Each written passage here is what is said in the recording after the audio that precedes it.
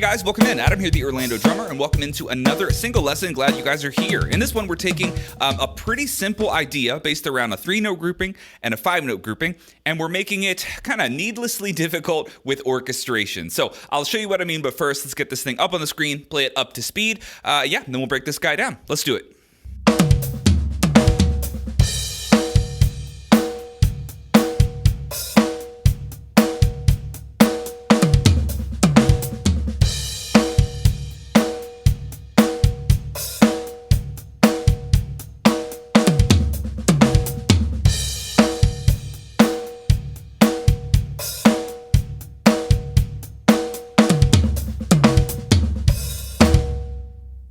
Now, the way I hear this in my own mind, I'm literally only playing two things. When I say two things, I mean two patterns. So we have a 3-note pattern of right, left, kick. That happens twice in the measure.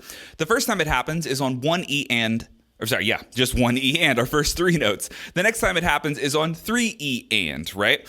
So exact same pattern, right, left, kick. Of course, it's phrased in 16th notes, so don't let yourself get into triplet mode here. That's our 3-note grouping.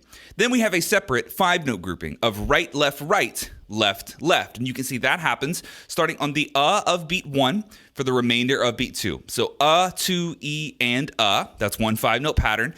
And the same 5-note pattern happens again at the end of the measure. That would be 4, E, and This is all that's happening, right? It's a 3-note pattern followed by a 5-note pattern. That makes up the first half of this entire measure. Then we do that again, a 3-note pattern followed by a 5-note pattern, and that makes up the second half of the measure. So the pattern itself is baby stuff. This is really not that hard of a linear pattern. Let me play it for you, just kick and snare, so you can get an idea of what the pattern itself sounds like before we add in this a little bit tricky orchestration here. Now, keep in mind, the only ghost notes that happen are in the 5-note pattern. The 3-note pattern of right, left, kick, no ghost notes. And all of the right hands throughout the entire measure, all of those are going to be full volume. It's only the left hands inside of the 5-note groupings that are ghosted. Keeping that in mind, let's just play our pattern, kick and snare, see how it sounds.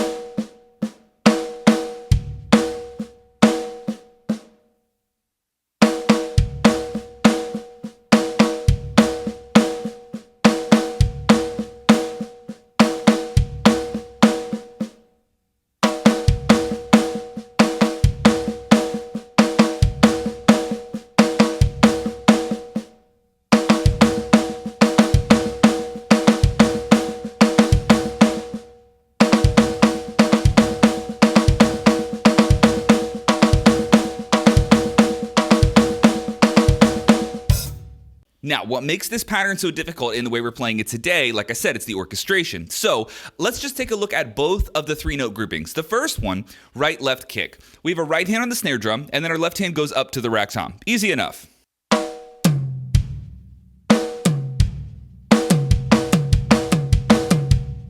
Check out when we play it the second time, right? So zoom to that second 3-note pattern. Now it is quite literally backwards.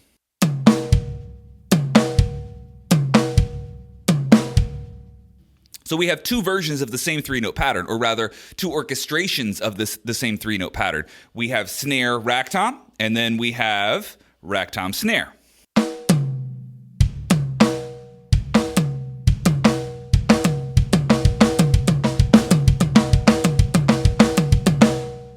It's more of a mind game than anything else. It's technically not that difficult to do, but this is kind of the game that we're playing in this particular measure. So that's what's happening inside of the 3-note groupings, and you got to pay attention to which one happens in which position.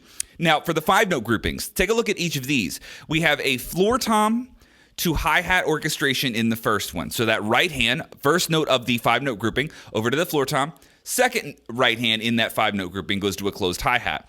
When we go to the other grouping, the 5-note grouping at the end, it's reversed. The right hand takes the hi-hat first, then it goes over to the floor tom after. Now, needless to say, you can mix and match and change these orchestrations as much as you want. There's no harm in doing that. I do think it is worthwhile to get down the puzzle that you have in front of you, the one that you're looking at right now. It's worth getting that one down, but There's so many options here. I don't want you to feel like you're totally stuck or glued to this particular idea. It's just a particularly tricky one, and I think for that reason, it's worth getting down. So now that we've talked about everything that's happening, only thing we have left to do is play this thing up to speed. Of course, we'll slow it down first. I'll play it painfully slow so we can just get used to the pattern you can see. Then we'll take this thing all the way up to a nice confusing tempo where we can get a good workout in. All right, guys, let's give it a shot. Here we go.